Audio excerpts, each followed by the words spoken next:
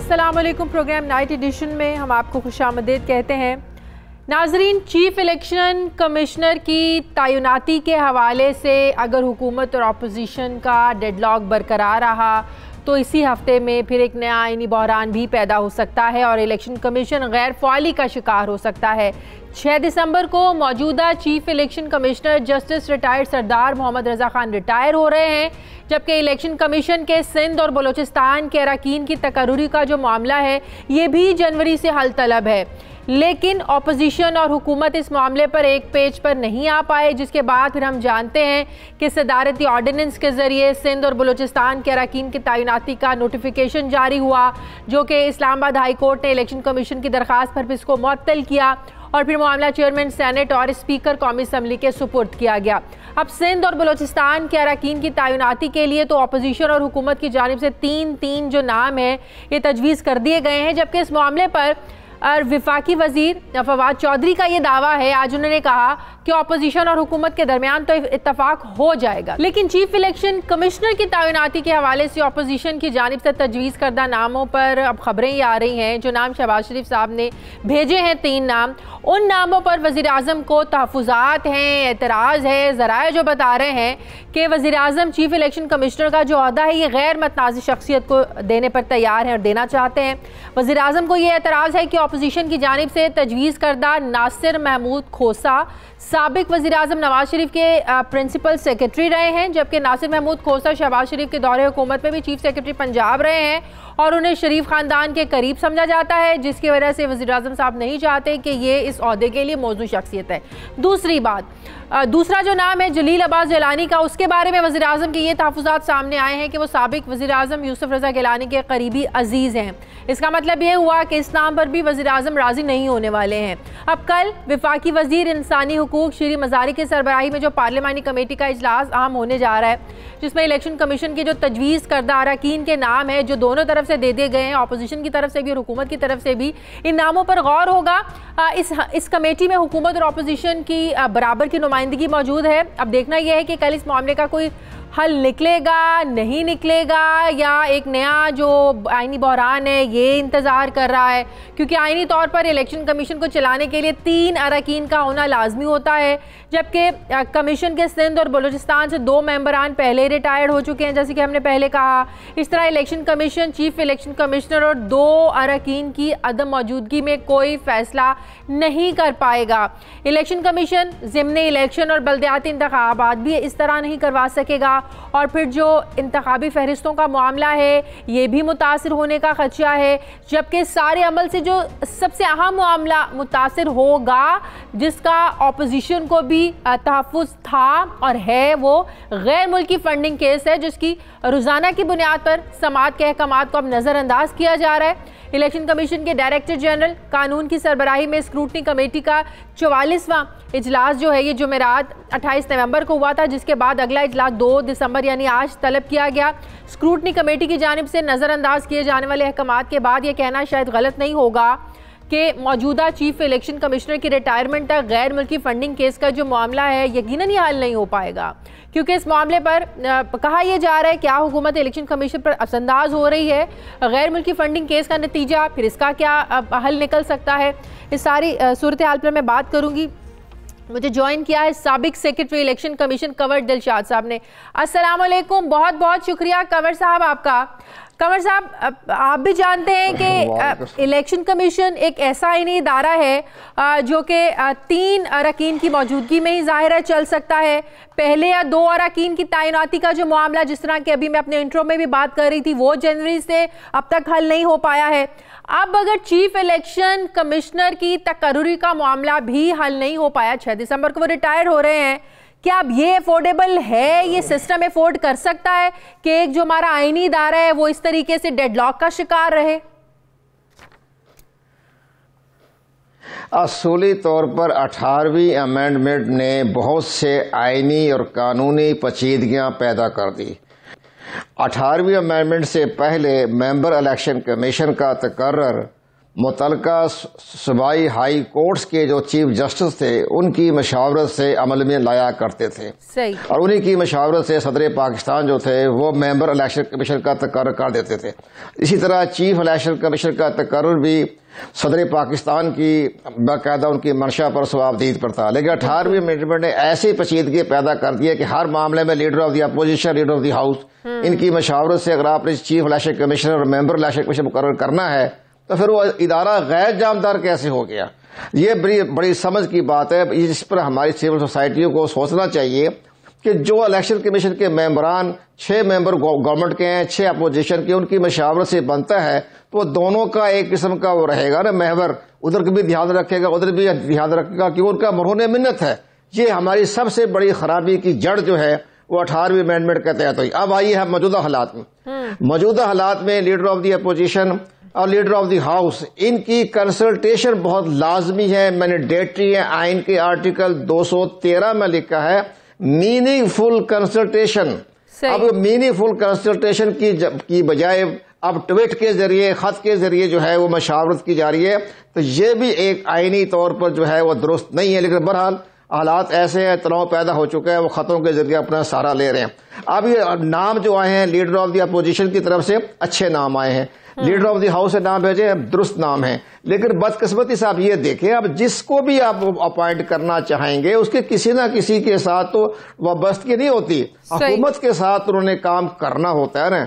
तो ये तो एक लाजमी बात है। बाहर से तो कोई अक़वाम मुत्तहिदा से तो किसी ने नहीं आना। हमारे पाकिस्तान में जिसको भी आप लगाएंगे उसका कोई ना कोई तो हुकूमत के साथ किसी न किसी जरिए से वास्ता या जिसको इमरान खान हमेशा मुकमुका का नाम देते रहे वो होता रहा है माजी में। फिर अब जो चीफ इलेक्शन कमीशनर का नाम आया ज़ाहिर है नासिर महमूद खोसा साहब ने 4-5 हुकूमत के साथ काम किया है। पहले वो शौकत अजीज के वक्त में एडिशनल सेक्रेटरी थे, बाद में नवाज शरीफ की गवर्नमेंट आई या शहबाजी गवर्नमेंट आई तो उनको चीफ सेक्रेटरी हो गए, प्रिंसिपल सेक्रेटरी हो गए, सेक्रेटरी टेक्सटाइल हो गए, इसके बाद वर्ल्ड बैंक में चले गए एग्जीक्यूटिव डायरेक्टर। लेकिन एक बात शाजिया बात सुने, एक बात देखे, इमरान खान का बहुत विजन देखे आप। इमरान खान ने लाइल्मी में किसी ने उनको ब्रीफ किया, जब ये पंजाब के केयर टेकर चीफ मिनिस्टर का मामला आया तो सबसे पहले नासिर महमूद का नाम इमरान खान ने दिया कि इनको वजीर आला बनाया जाए, केयर टेकर वजीर आला। अब जब बाद में जब पार्टी के अंदर से मज़ामत हुई तो उनको तो बताया कि ये तो शख्स जो है मुख्तलिफ बहुत करीब है अपने शाही खानदान के साथ यानी नवाज शरीफ के साथ, तो फिर वो नाम वापस लेना पड़ा।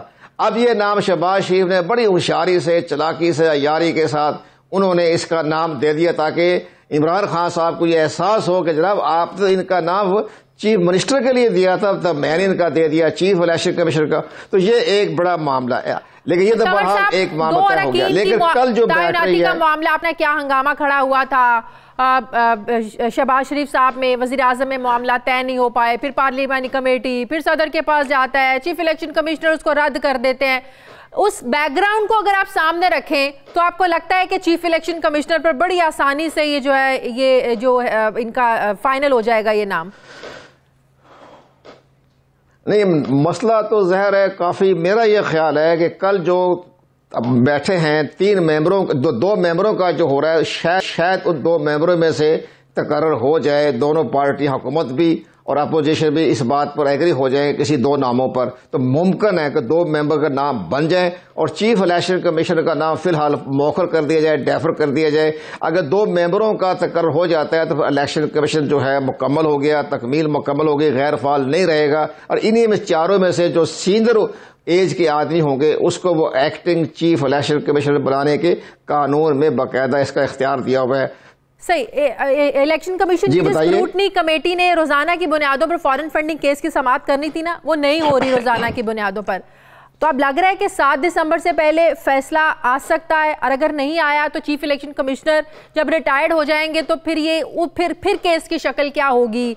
जब नए चीफ इलेक्शन कमिश्नर आएंगे फिर से सुना जाएगा ये जरा बता दें।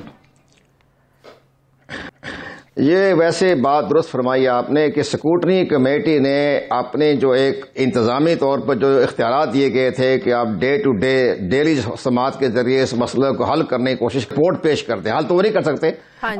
अपनी रिपोर्ट जो है वो चीफ इलेक्शन कमिश्नर को रिपोर्ट करें, लेकिन वो इसमें वो नाकाम रहे।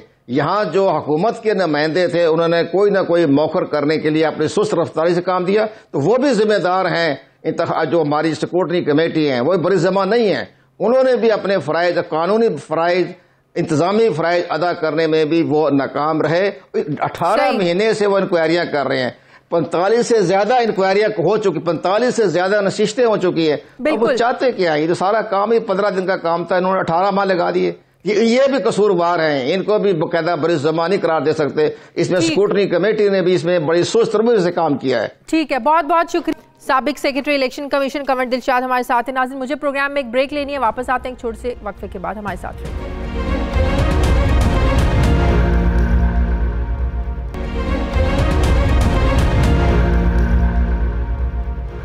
ब्रेक के बाद खुशामदीद। मुझे इस वक्त वज़ीर मुमलिकत बराए माहौलियात तहरीक इंसाफ की रहनुमा ज़रताज गुल साहिबा ने ज्वाइन किया। अस्सलाम वालेकुम, बहुत बहुत शुक्रिया ज़रताज गुल साहिबा।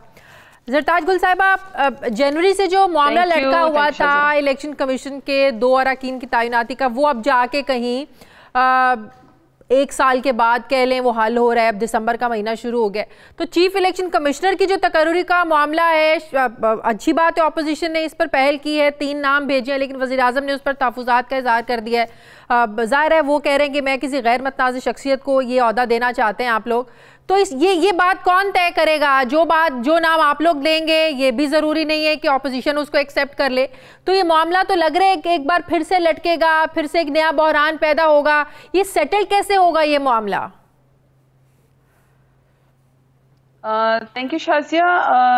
देखिए, इलेक्शन कमिश्नर का जो ओहदा है, जारी बात है उनसे एक्सपेक्टेशन पूरे अवाम की बहुत ज़्यादा है। और पाकिस्तान में कब ऐसा हुआ कि कोई इलेक्शन हो और उसके ऊपर किसी ने सवाल न उठाया हुआ हो? तो 2018 के अंदर इसीलिए आर्मी को बुलाना पड़ा इलेक्शन कमीशन को, क्योंकि ये बाई इलेक्शन तक नहीं करवा सकती थी। और इसके ऊपर तमाम लोगों को हमेशा, मेरे समेत हम लोग हमेशा कहते हैं, जब तक इलेक्शन कमीशन अपने आप को एम्पावर्ड नहीं कर लेती, जब तक ये बगैर किसी प्रेशर के फैसले न करें, अपना इलेक्शन खुद कंडक्ट न करवाएं, ये दूसरे महकमों से जो मुलाजमीन है उनको हायर न करें, बल्कि अपना अमला ये लोग रिक्रूट कराएं और उसके अंदर जो है उनकी ट्रेनिंग करवाएं, ताकि उनको कोई ये डर ना हो कि कल को मैं वापस टीचर हूँ, मैंने वापस जाना है, या मैं बैंकर हूँ, मैंने वापस जाना है, तो मुझे प्रेशराइज किया जाएगा या मुझे नौकरी से निकाल दिया जाएगा। तो फ्री एंड फेयर इलेक्शन की वजह से इलेक्शन कमीशनर का ओहदा तो बहुत अहम है। जहां तक बहरान आएगा, नहीं शाजिया, बहरान बिल्कुल भी नहीं आएगा। सिंपल एज दैट कि हमेशा से ये एक नॉर्म है, ये एक रिवायत है और ये तरीकेकार है। अपोजिशन लीडर तमाम अपोजिशन पार्टियों से नाम लेती है, वो नाम सजेस्ट करते हैं। जो रूलिंग गवर्नमेंट होती है, जो पार्टी होती है, वो अपने नाम देती है। प्राइम मिनिस्टर साहब ने, इमरान खान साहब ने अपने नाम दे दिए हैं। ये जरूरी नहीं है कि जो वो नाम दे रहे हैं उसके ऊपर पहले से ही कोई कंसेंसस बिल्ड हो जाए। तमाम नाम मुअज़्ज़ज़ हैं, लेकिन ये हमेशा से ही ऐसा होता है कि आपने हर पर्सपेक्टिव से देना होता है। देखिए, हमारा तो बिलीव ही यही है कि माजी में तो बड़ी आसानी से कंसेंसस होता रहा है। अब इस मामले में टीम लीडर माजी में होता रहा है, बड़ी आसानी से कंसेंसस होता रहा है, लेकिन इस पे भी शायद इसके ऊपर भी देखिए, उन्होंने हमें नॉर्म यही है ना कि अपोजिशन लीडर अपने नाम देती है और जो गवर्नमेंट होती है वो अपने नाम देती है। जाके पार्लिमानी कमेटी में, अब तो खैर 4 तारीख से इजलास भी है, असम्बली का, नेशनल असम्बली की कॉल हो गई है, बुध को अभी है 4 तारीख को। तो उसकी भी जो पार्लिमानी अफेयर्स के तमाम वो हैं, 2 मिनिस्टर्स भी हैं, कमेटी भी है, तो वो उसके अंदर प्रॉपरली इसके ऊपर ये बैठ के ये बहरान नहीं आएगा, इसका ये आसानी से ये सॉल्व हो जाएगा। अच्छा, नासिर महमूद खोसा रिजल्ट सिर्फ ये होना चाहिए।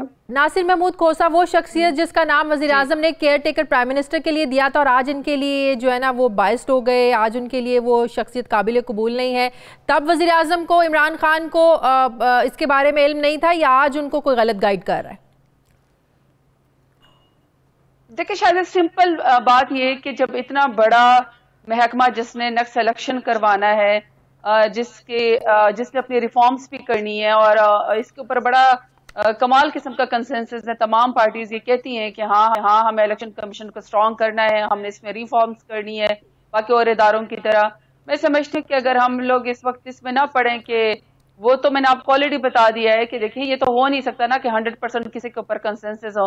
आपने ये देखना है कि इन एंड आप जिस इदारे का सरबराह लगाने जा रहे हैं वो बायस ना हो, वो स्ट्रांग हो, वो अपनी टीम को लीड कर सके, इलेक्शन जबरदस्त करवा सके, किसी भी बाई इलेक्शन के अंदर आर्मी को न बुलाना पड़े। चीफ इलेक्शन कमिश्नर को इन्होंने लगाया था ना, मौजूदा चीफ इलेक्शन कमिश्नर को, इसका मतलब इन्होंने बिल्कुल गैर जानिबदार लगाया था ना। आप लोग इन्हीं के होते हुए आप लोगों ने इलेक्शन लड़ा और जीते हैं आप लोग, इन्हीं दो पार्टियों ने लगाया था ना, पीपल्स पार्टी ने और नून लीग ने।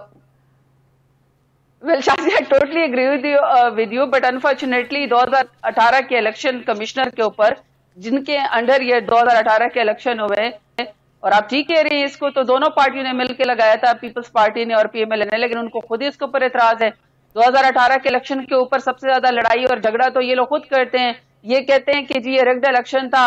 लेकिन अजीब बात ये कि जहां पे ये लोग खुद शहबाज शरीफ साहब और बिलावल भुट्टो जरदारी साहब और असदुल्ला फजल रहमान साहब जो लोग खुद पार्लियामेंट में इलेक्शन जीत के आए हैं, वहां पे धांधली नहीं हुई, वहां पे इसी सरबराह के नीचे धांधली नहीं हुई। जहां पे पीटीआई के लोग मैं जीत के आई हूं या कोई और जीत के आया, वहां पे इसी सरबराह इलेक्शन कमिश्नर के नीचे धांधली हो गई। तो डबल स्टैंडर्ड्स तो नहीं होने चाहिए। यानी आपका ख्याल है कि जब उन्होंने अपॉइंट किया उनका ख्याल है कि वो हमारी तरफ टिल्ट होगा, वो देखिए उन्होंने अपना एक टाइम मुकर्रर था, उन्होंने अब रिटायर हो जाना है, तो वो तो ये एक इवेंचुअली ये तो होना ही है कि नए सरबराह ने आना है, क्वेश्चंस मार्क होते रहेंगे। बात ये कि परफॉर्मेंस से होता है, नेक्स्ट टाइम इलेक्शन जो है वो बिल्कुल फ्री एंड फेयर होना चाहिए।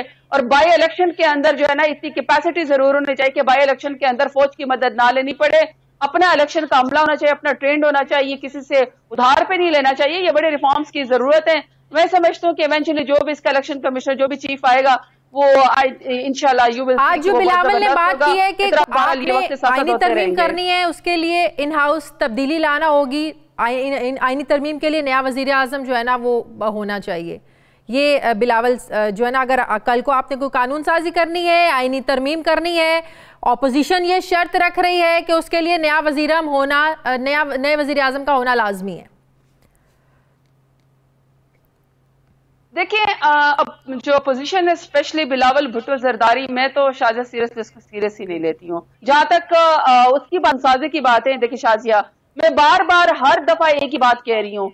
मैं जब डेरा गाजी खान से चल के आती हूँ ना यहाँ पे पार्लियामेंट का सेशन अटेंड करने के लिए, तो आप समेत तमाम लोग जो टैक्स पेयर्स है ना उनके पैसों से हमें CADA मिलता है, हमें एक एक मिनट के पैसे मिलते हैं। ये असेंबली का जो सेशन होता है ना इसके पैसे मिलते हैं, टैक्स पेयर के पैसे से हम ये सेशन चलाते हैं, ये टेलीकास्ट होता है, ये डॉक्यूमेंटेड है। इसमें किसी का क्या एहसान है कि वो हमारे ऊपर या मैं उनके ऊपर एहसान करूं या अपोजिशन मेरे ऊपर एहसान करें? कानून साजी के पैसे लेते हैं ना, ये कोई उसके दुकानदारी के पैसे तो नहीं देते हैं। तो कानून साजी है, हमारा फर्ज है। जहां पे एक्ट ऑफ पार्लियामेंट होगा पे वो हो जाएगा, सिंपल मेजोरिटी चाहिए होगी। तो सदारती ऑर्डिनेंस के जरिए हुकूमत चलाना चाहते हैं, जो 5 साल नहीं कराने से 5 साल ऐसे नहीं चलेंगे। 11 ऑर्डिनेंस आप लोग लेके आए, आप लोगों को वापस लेने पड़े। देखिए आज फवाद चौधरी साहब ने कहा है कि ऑपोजिशन को नजरअंदाज करके नहीं चला जा सकता, इत्तफाक राय के बगैर मामला आगे नहीं बढ़ाए जा सकते। इसका मतलब यह है कि कहीं ना कहीं रियलाइजेशन हो रही है आप लोगों को, वुज़रा को, कि जैसी भी है चोर हैं, लुटेरे हैं, डाकू, इसी ऑपोजिशन के साथ आप लोगों को 5 साल चलने हैं और इसी ऑपोजिशन को साथ मिलाकर आप लोगों ने जो है ना कानून साजी करनी है, आईनी तरमीम करनी है। इसके बगैर आप लोग नहीं चल सकते। लगता है ये रियलाइजेशन आ रही है, लेकिन कुछ लोगों को आई है और लगता है वज़ीर आज़म तक अभी ये रियलाइजेशन पहुंची नहीं है या उनको हुई नहीं है कि ऑपोजिशन के बगैर वो नहीं चल सकते। देखिए शाजिया, जो फवाद चौधरी बोले या मैं बोलूं, जितने भी कैबिनेट के मिनिस्टर्स हैं, जितने वज़रा हैं, MPAs हैं, पार्टी के लोग हैं, पार्टी कैडर के लोग हैं, वो हर वो लफ्ज बोलते हैं जो प्राइम मिनिस्टर इमरान खान की पॉलिसी का अक्कास होता है, उनके विजन का। ये प्राइम मिनिस्टर साहब के अपने ही अल्फाज हैं जब कानून साजी करनी है। और मैं बार बार एक लफ्ज कह रही हूँ, कानून साजी के ऊपर किसी का भी एहसान नहीं है। ये पार्लियामेंटेरियन कानून साजी के लिए इलेक्ट होकर आते हैं, इसी बात के उनको टैक्स पेयर के पैसे से उनको पैसे मिलते हैं, ट्रैवल करने की भी पैसे मिलती है, स्टे करने की तनख्वाह भी इसी बात की मिलती है। तो कानून साजी करना तो इनका फर्ज है। जहां तक ये बात है कि हम लोगों ने कुछ चीजें प्रेसिडेंशियल ऑर्डर या सदारती उसके लिए की, तो वो भी तो कॉन्स्टिट्यूशन का हिस्सा है। हमने कौन सा गैर कानूनी काम किया है? जहां तक वापस लेने की बात है, देखिए जब यही कमेटी में सीनियर लोग मिलते हैं, परवेज खटक साहब हैं, शफकत महमूद साहब हैं, बड़े सीनियर हमारे लोग हैं, असद साहब हैं, इसी तरीके से ये शीरी मजारी साहिबा हैं, उनकी तरफ से भी, पीपल्स पार्टी की तरफ से भी, PMLN की तरफ से भी लोग होते हैं, नवीद कमर साहब होते हैं, इधर से भी ख्वाजा आसिफ वगैरह, खालिद तनवीर वगैरह। जब ये पार्लिमानी कमेटियों में बैठते हैं तो ये स्पीकर के आगे जाके ये लोग बात करते हैं, कंसेंसस डेवलप कर लेते हैं, तो ये भी कंसेंसस डेवलप हो जाएगा। लेकिन शाहजिया, फिर आखिरी बात मैं सिर्फ ये कहना चाहती हूँ इसके ऊपर कि देखिए, फ्लाइंग किक मारने से, डाइस का गिराव करने से, तोड़ फोड़ करने से और प्रोडक्शन ऑर्डर के पीछे छुप जाने से, मुल्क को कौम का टैक्स पेयर के पैसे जाया करने से ना, ये कौम भी देख रही होती है। ठीक है, बहुत बहुत शुक्रिया साहिबा हमारे साथ ही। नाज़रीन, मुझे प्रोग्राम में एक ब्रेक लेनी है, वापस आते हैं एक छोटे से वक्फे के बाद।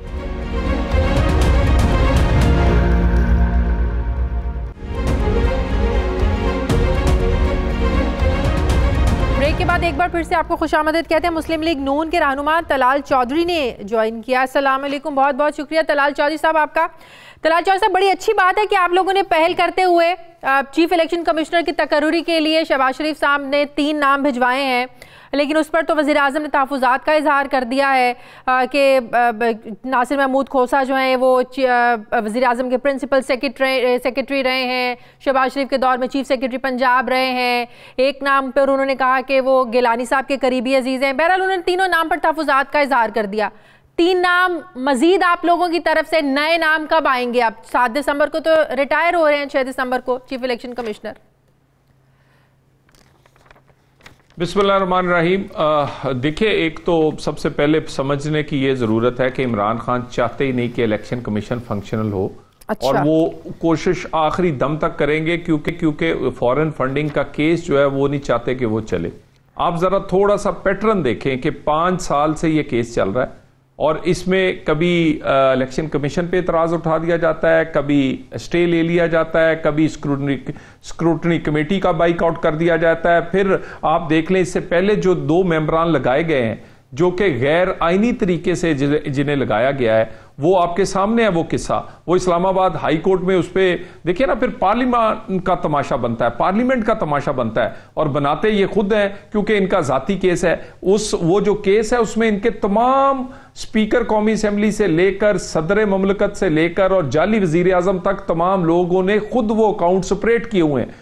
इनके लिए सिर्फ इनकी पार्टी को नुकसान नहीं होगा, बल्कि इनको जाती तौर पर आप लोगों को लगता है कि टैक्टिस सिर्फ इसीलिए कि फॉरेन फंडिंग का जो फैसला है वो मौजूदा चीफ इलेक्शन कमिश्नर के होते हुए ना आए और ना वो फैसला कर सके, आप लोग ये समझ रहे हैं?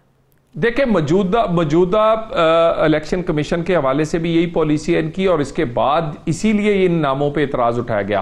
हालांकि ये जो नाम है, ये अगर आप किसी से भी पूछें जो लोग इन लोगों को जानते हैं कि इन लोगों ने किस तरह की सर्विस की, आप किसी का अजीज रिश्तेदार किसी के साथ काम करना तो कोई उसमें हर्ज नहीं है। यानी अब जो लोग पोस्ट किए इन्होंने पंजाब, वो तमाम के तमाम वो लोग पोस्ट किए जो कि शहबाज शरीफ साहब के साथ काम करते रहे, चीफ सेक्रेटरी से लेकर, और वो तमाम 1 दर्जन सेक्रेटरी जो हैं वो लगाए जो शहबाज शरीफ के करीब रहे हैं, बल्कि उन्होंने ट्रेंड किए हैं, उनके प्राइवेट सेक्रेटरीज रहे हैं, और उसके बाद वो बड़े अहम ओहदों पे काम करते रहे। सीम वो लगा दिया, उस पर तो इतराज नहीं उठाया।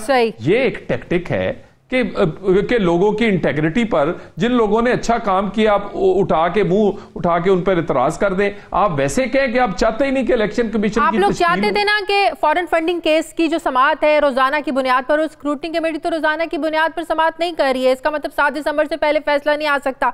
आप इसको चैलेंज करेंगे कि स्क्रूटनी कमेटी को इलेक्शन कमीशन ने बोला, हुक्म दिया, लेकिन उसके बावजूद वो रोजाना की बुनियादों पर समाअत करने में इंटरेस्टेड ही नहीं है? देखिए जी, जब इंसाफ की राह में रुकावट खुद जाली वजीर आजम के ओहदे पर बैठा हुआ आदमी हो, जो वजीर आजम बना हुआ है, सदर ममलकत इस केस में एक मुल्जम हो, स्पीकर कौमी असेंबली हो, इसके अलावा इनके सीनियर वजीर हो, ये 6-7 लोग हैं जो कि पार्टी के अहम लोग हैं, सारे ये अकाउंट ऑपरेट करते रहे। ये आपका क्या ख्याल है कि लीमा बाजी के जो जायदाद है वो सिलाई मशीन से बन गई? वो इस तरह नहीं बनी, वो इन्हीं अकाउंट से बनी है। और ये 300 कनाल का घर, इसके लिए तो सफाई के लिए जितने बंदे रखने होते हैं, इमरान खान साहब की तो उतनी आमदन अब उसके सफाई करवाने के लिए नहीं है। और वो जहाजों का सफर और 300 कनाल के घर और 1 टके की ये नौकरी नहीं करते, आप लोगों का इन्होंने लगाई नहीं। इल्जाम तो आप लोगों पर भी लगे ना, फॉरेन फंडिंग हम हाजिर पार्टी पर भी, आप लोगों पर भी। हम हाजिर हैं जी, हम तो हर तरह से हाजिर हैं। हम तो 70 साल का भी हिसाब दे रहे हैं, ये तो पिछले 4-5 साल का है। 100 बिस्मिल्लाह, इलेक्शन कमीशन तो बनाए ना, हमने तो अपनी आईनी जिम्मेदारी पूरी की, वक्त से पहले दिया। और जो कमेटी का इजलास पार्लियामेंट का होने जा रहा है, अगर इतराज आपने पहले ही उठा दिए तो उस कमेटी के इजलास का क्या फायदा है? वो इजलास भी आप ना बुलाते। यानी आप हर चीज में क्या कहते हैं, समझते हैं अपने आप को, एक आमरियत और आमर का ज़हन है आपका, और उठा के आप हर चीज को चाहते हैं कि आपकी जात के मुताबिक चले। चौधरी, आज जो बात की है ना कि ऑपोजिशन को साथ लेकर ही चलना होगा, अब मामला जो है वो इस तरीके से आगे नहीं बढ़ सकते, तो लग रहा है कि एक रियलाइजेशन आ रही है हुकूमत के जो वजीर हैं उनके अंदर कि बाकी मामला, एहतसाब के नारे, सब कुछ अपनी जगह, लेकिन कुछ मामला हैं उन्हें पता चल रहा है कि ऑपोजिशन के बगैर चलना जो है ना वो मुमकिन नहीं है। एक रियलाइजेशन आ रही है तलाल साहब पार्टी के अंदर।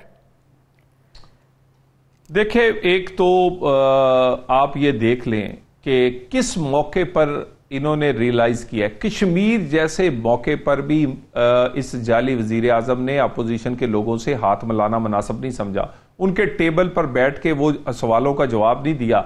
उसके अलावा बेशुमार तरह मौके आए हैं। वो इलेक्शन कमीशन के जो लोग 2 लगाए गए गैर आईनी तरीके से, वो सदर और वजीर आजम उसके दोनों की ये कॉन्स्पिरेसी में वो शामिल हैं कि उन्होंने गैर आईनी लगाए। और ये उसके बाद पार्लियामेंट में कहते थे मैं तो सवालों के जवाब दिया करूंगा।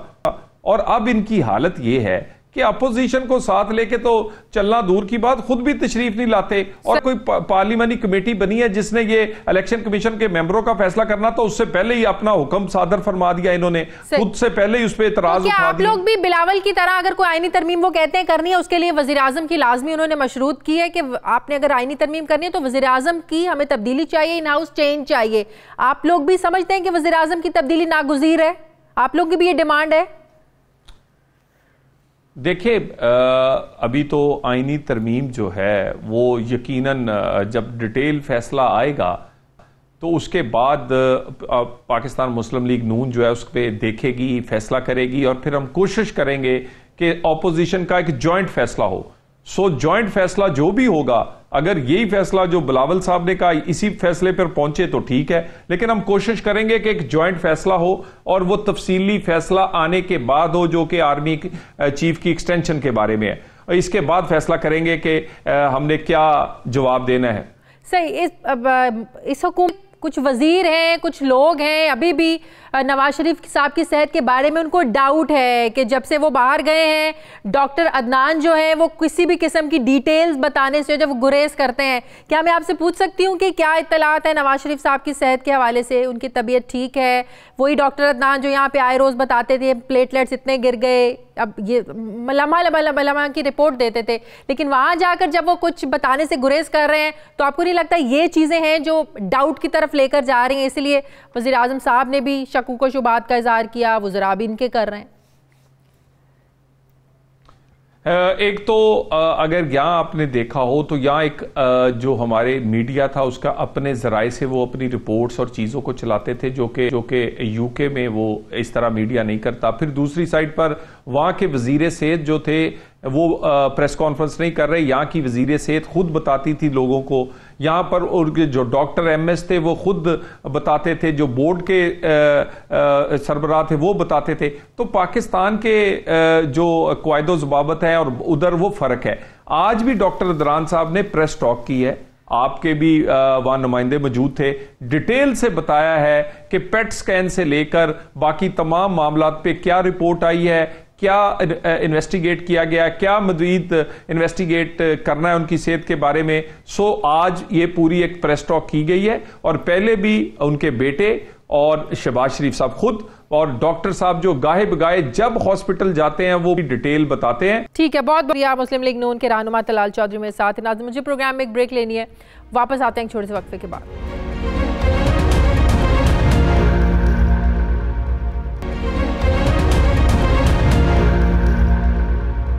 नाजरीन, तहरीक इंसाफ बिला इम्तियाज एहतसाब का नारा लगाकर इक़्तिदार में आई है, लेकिन लगता ऐसे है कि हुकूमत ने इस नारे से भी अब यू टर्न लेने का फैसला किया है। हमारे ज़राए से मिलने वाली इत्तलात के मुताबिक हुकूमत ने नैब के अब नाखून तराशने का फैसला किया है। नाइट एडिशन को मौसूल होने वाली दस्तावेज़ात और इत्तलात के मुताबिक वफाकी हुकूमत ने मुस्तक़बिल करीब में नैब की मुमकिना कार्रवाइयों से वुज़रा, अरकान पार्लियामेंट, ब्यूरोक्रेसी और सरकारी अफसरान को बचाने के लिए नैब ऑर्डिनेंस में 31 अहम तरीन तरमीम का मुसवदा तैयार कर लिया है, जिसके तहत अवामी अहदों पर फाइज जो शख्सियात, ब्यूरोक्रेसी और सरकारी अफसरान के खिलाफ नैब इंक्वायरी का जो सिलसिला है ये मशरूत और चेयरमैन नैब के इख्तियारात इंतहाई लिमिटेड हो जाएंगे, महदूद हो जाएंगे। ज़राए से मिलने वाली इत्तलात के मुताबिक हुकूमत की जानिब से तैयार करदा तजावीज़ जो हैं उनमें ये कहा गया है कि ब्यूरोक्रेसी और सरकारी अफसरान के खिलाफ नैब इंक्वायरी 6 रुकनी स्क्रूटनी कमेटी की मंजूरी के बाद शुरू हो सकेगी। नैब किसी भी अवामी ओहदा रखने वाली शख्सियत या कोई भी फर्द जिसके असासे income tax return, wealth tax statement, declaration of assets में जाहिर किए गए हों, उनके खिलाफ कार्रवाई नहीं कर सकेगा। जबकि हुकूमत की जानिब से तैयार करदा नए तरमीमी मुसवदे के मुताबिक बेनामी असासे रखने पर भी नैब अब कार्रवाई नहीं कर सकेगा। नैब लामहदूद अरसे की बजाय 6 माह में इंक्वायरी करने का पाबंद होगा। जराए ये भी दावा कर रहे हैं कि 31 निकाती मुजव्वज़ा तरमीम हतमी मंजूरी के लिए वफाकी काबीना का जो इजलास होगा उसमें पेश की जाएंगी और तरमीमी ऑर्डिनेंस में नए कानून का इतलाक पहले से जारी केसेस पर न होने की शिक शामिल नहीं की गई है, जिससे ये साफ जाहिर है कि कई सियासी शख्सियात और ब्यूरोक्रेट्स के खिलाफ जारी इंक्वायरीज और ट्रायल के दायरे इख्तियार से खत्म हो जाएंगे और इससे मुमकिना तौर पर अपोजिशन के साथ साथ हुकूमत के अपने लोगों को भी फायदा पहुंचेगा। इस पर मैं बात करूंगी, मेरे साथ ब्यूरो चीफ इस्लामाबाद सुहेल इकबाल भट्टी हैं। बहुत शुक्रिया सुहेल आपका।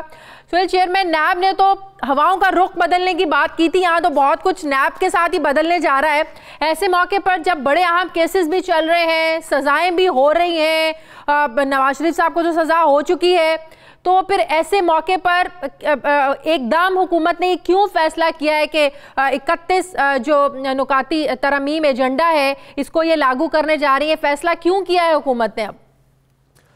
शाज़िया, देखिए, इस मामले का बैकग्राउंड तो बहुत थोड़ा सा हिस्टोरिकल हो चुका है। अगर हम देखें तो पाकिस्तान पीपल्स पार्टी और मुस्लिम लीग नून ने लंदन में जब मिसाक जमहूरियत उनके पर दस्तखत किए थे तो ये तय पाया था कि नैब के कानून के अंदर तरमीम की जाएगी, नैब के जो इख्तियारात हैं उन्हें कम किया जाएगा, नैब के जो परपुर्जे हैं उन्हें काट दिया जाएगा। लेकिन हम देखते हैं कि पाकिस्तान पीपल्स पार्टी भी ये काम ना कर सकी और मुस्लिम लीग नून भी ये काम ना कर सकी, अगरचे कि दोनों जमातों के ऊपर ये इल्ज़ाम था कि उनके मबैन एक गिव एंड टेक है। लेकिन ये काम अब मुस्लिम पाकिस्तान तहरीक इंसाफ के दौरे हुकूमत में होने जा रहा है। एक प्राइम मिनिस्टर ने खुसूसी कमेटी कायम की थी, उस कमेटी ने नैब के कानून में 31 अहम तरीन तरमीम से मुतल्लिक काम मुकम्मल कर लिया है, जिस तरमीम का अगर हम जायज़ा लें जिसका मुसवदा नाइट एडिशन को एक्सक्लूसिवली मौसूल हुआ है, उसके मुताबिक अब कोई भी रुकने पार्लियामेंट हो, वफाकी वुज़रा हो या ब्यूरोक्रेसी हो, उनके खिलाफ नैब की जो कार्रवाई का जो इख्तियार है वो तकरीबन ख़त्म होने जा रहा है। चेयरमैन नैब ने, आपको याद होगा, कुछ रोज़ कबल उन्होंने एक स्टेटमेंट दी थी कि तैयारी कर लीजिए कि नैब की कार्रवाइयों से मुतल्लिक जो नैब की जो हवा है एहतसाब से मुतल्लिक उसका रुख बदलने वाला है। हुकूमती हलकों के अंदर बड़ी बेचैनी थी, हलचल थी, काम अगरचे चंद माह से जारी था। ये वो एतराज़ात थे जो पाकिस्तान पीपल्स पार्टी को भी थे, मुस्लिम लीग नून को भी थे, लेकिन एहतसाब के मिशन पर गामजन पाकिस्तान तहरीक इंसाफ की हुकूमत ने हमेशा कहा था कि एहतसाब की बिला इम्तियाज एहतसाब की पॉलिसी जारी रहेगी। लेकिन अब जो ये 31 तरमीम की गई, इसके मुताबिक अब सुहेल, जब अब ये तरमीम होंगी तो क्या इनका इतलाक जो मौजूदा केसेस चल रहे हैं या जिनमें सजाएं हो चुकी हैं उन पर भी इसका इतलाक होगा? ये बहुत अहम सवाल है शाज़िया आपका। अगर हम इस मसवदा तैयार किया गया तरमीम से मुतल्लिक, उसका अगर हम जायज़ा लें कि उसके अंदर जो सेक्शन 9 है उसके अंदर जो मुख्तलिफ सेक्शन की मज़ीद तरमीम की गई हैं, उसके मुताबिक कोई भी पब्लिक ऑफिस होल्डर या कोई भी फ़र्द जिसने अपने कोई असासे इनकम टैक्स रिटर्न में, वेल्थ स्टेटमेंट में या किसी भी और फॉर्म के ऊपर डिस्क्लोज़ किए हुए हैं जो कि उनके अपने नाम पर हैं और डिस्क्लोज़ हैं, वो मामला नैब के कानून के अंदर आएगा ही नहीं। नैब उसके मुतालिक कोई उनसे पूछ गुछ ही नहीं कर सकती, ये बिल्कुल वाजे कर दिया गया है। इस वक्त अगर हम देखें जो इस वक्त मुल्क भर के अंदर जो नैब का जो करप्शन खिलाफ कार्रवाई अपने अरूज पर हैं, उसके अंदर अगर हम देखें तो अलीम खान के खिलाफ आमदन से ज़ायद असासे जात के केसेस हैं, वो असासे हैं जो उन्होंने डिक्लेयर किए हुए हैं। उसके बाद अगर हम बात करें साबिक वफाकी वजीर खजाना इसहाक डार के खिलाफ जो नैब ने केस तैयार किया, रेफरेंस फाइल किया, उसका ट्रायल जारी है, वो भी आमदन से ज़ायद असासों के उन मालूमात पर मबनी है जो उन्होंने अपनी इनकम टैक्स रिटर्न में जाहिर की हुई हैं। इसी तरह खुर्शीद शाह की अगर हम बात करें तो उनके खिलाफ भी कुछ ऐसे केसेस हैं, कुछ उनकी बेनामी जब असासों से मुतल्लिक हैं। साबिक सदर आसिफ अली जरदारी के खिलाफ जो कुछ तहकीकात का सिलसिला जारी है, उसके अंदर बेनामी असासे भी हैं। तो नए कानून के अंदर दो चीज़ों को बहुत वाजे कर दिया गया है। पहला पॉइंट तो ये कि अगर आपने अपनी तमाम असासे इनकम टैक्स रिटर्न में जाहिर किए हैं तो नैब कार्रवाई ही नहीं कर सकता। तो लगता ये कि बहुत से ऐसे केसेस, अच्छा, करप्शन केसेस का इतलाक 50 करोड़ पर से ज्यादा पर किया जाएगा, मतलब ये कि जो 50 करोड़ से नीचे की अगर करप्शन है वो उसको कौन इन्वेस्टिगेट करेगा या वो करप्शन के जुमरे में नहीं आएगा? नहीं देखिए करप्शन के जुमरे में तो आएगी, लेकिन नैब के दायरे कार में वो नहीं होगी, बल्कि उसको हैंडल करने के लिए 2-3 और फॉरम मौजूद है। जैसे हम बात कर लें FIA को बहुत से केसेस ऐसे मुंतकिल होंगे और उसके साथ साथ जो प्रोविंशियल लेवल के ऊपर एंटी करप्शन इस्टेब्लिशमेंट के इदारा कायम है वो मामला मेरे ख्याल में फिर उनको तफवीज़ कर दिए जाएंगे। इन तरमीम के अंदर जो और बहुत अहम मामला है, चेयरमैन नैब और नैब के अफसरान के इख्तियारात भी बहुत हद तक महदूद कर दिए जाएंगे। चेयरमैन नैब को प्रोसिक्यूटर जनरल नैब अपॉइंट करने का जो इख्तियार था सदर मुमलिकत से वो रस्मी मुशावर करते थे, अब उन्हें यह मामला वफाकी kabीना के साथ टेकअप करना होगा। चेयरमैन नैब के पास ये इख्तियार हासिल था कि वो वफाकी सूबाई हुकूमत, SCCP, FBR किसी भी प्राइवेट या सरकारी इदारे की मावनत हासिल कर सकते थे। अब ये इख्तियार उनसे वापस ले लिया गया है, वो ये इख्तियार उनके पास नहीं होगा। इसी के साथ पहले नैब किसी भी मुल्जिम को अपनी तहवील में 90 दिन के लिए रख सकता था, ये तरीकेकार खत्म कर दिया गया। ये तो पता नहीं कि ऑपोजिशन तो आज तक तनकीद करती है कि आप 90 दिन रख लें, 4 महीने रख लें, 6 महीने रख लें, साल से तहकीकात चल रही है, निकलता कुछ नहीं है।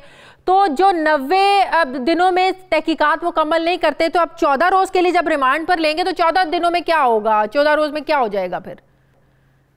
जी एग्जैक्टली। तो इसका मतलब है कि नैब अब ऐसे वही बात हो रही है कि नैब का जो दायरा कार है वो इंतहाई महदूद और वक्त आने वाले दिनों के अंदर तकरीबन खत्म होकर रह जाएगा। 14 दिन का रिमांड होगा और इन्वेस्टिगेशन को और इंक्वायरी को कंक्लूड करने के लिए नैब के पास सिर्फ 6 माह का वक्त होगा। 6 माह के अंदर आप केस को कंक्लूड नहीं कर सकते, रेफरेंस फाइल नहीं करते तो उसकी फिर कोई कानूनी हैसियत नहीं रह जाएगी। इसके साथ कोई ऐसा केस जो नैब ने माजी के अंदर किसकी इंक्वायरी क्लोज कर दी उसको दोबारा ओपन करने का इख्तियार भी हासिल नहीं होगा। सुहेल, मेरा आखिरी सवाल, जो भी तरमीम होंगी चेयरमैन नैब उसे ओबे करने के, उसे मानने के पाबंद होंगे या वो इनको चैलेंज भी कर सकते हैं किसी फोरम पर? देखिए नैब गवर्न कैसे करता है, नैब अपने कानून और उस कानून की रोशनी में बढ़ने वाले कवानीन जिसे हम TCS रूल्स बोलते हैं, terms and conditions of services, और नैब के रूल्स है उसके मुताबिक अपने इख्तियारात का इस्तेमाल करता है। अब वफाकी हुकूमत ने कानून में यह तरमीम भी शामिल कर दी है कि नैब के रूल्स जो बनेंगे वो नैब की मर्जी से नहीं बनेंगे बल्कि वफाकी हुकूमत यानी कि वफाकी kabीना की मंजूरी से नैब के रूल्स बनेंगे। तो इसका मतलब है कि अब नए रूल्स भी बनेंगे जो कि वफाकी kabीना और वफाकी हुकूमत की मर्जी से, उनकी मशावरत से बनेंगे। तो उसके ऊपर भी नैब को बहुत ज़्यादा कॉम्प्रोमाइज़ करना पड़ेगा। इसी तरह नैब के किसी अफसर के खिलाफ शिकायत होगी तो चेयरमैन नैब उसकी शिकायत पर अमल दरामद के पाबंद होंगे, बल्कि वफाकी हुकूमत को, प्राइम मिनिस्टर पाकिस्तान को इन्फॉर्म करेंगे।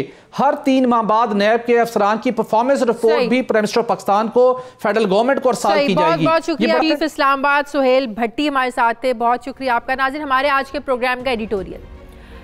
नाज़रीन, वर्ल्ड कप जीतने वाले कप्तान के दौरे हुकूमत में क्रिकेट टीम की कारकर्दगी इंतहाई ख़राब चल रही है। पाकिस्तान की टेस्ट की तारीख के कामयाब तरीन कप्तान मिसबाउल हक जब टीम लेकर ऑस्ट्रेलिया गए तो उम्मीद की जा रही थी कि शायद अब टीम की जो शिकस्त है ये अब ख़त्म हो जाएगी, वो दौर ख़त्म हो जाएगा, शिकस्त के तमाम दाग जो है वो मिट जाएंगे। लेकिन टेस्ट सीरीज़ में क्रिकेट टीम की हार ने अवाम को शदीद मायूस किया। सिर्फ यही नहीं बल्कि ऑस्ट्रेलिया ने ग्रीन शर्ट्स के खिलाफ अपनी ज़मीन पर टेस्ट क्रिकेट में लगातार 5वां क्लीन स्वीप मुकम्मल करने के साथ एक बदतरीन रिकॉर्ड भी पाकिस्तानी टीम के नाम कर दिया। जबकि हैरानकुन बात यह है कि पाकिस्तानी टीम ऑस्ट्रेलिया में गुज़श्ता 24 सालों में कोई टेस्ट मैच ड्रॉ तक करवाने में भी कामयाब नहीं हो पाई है।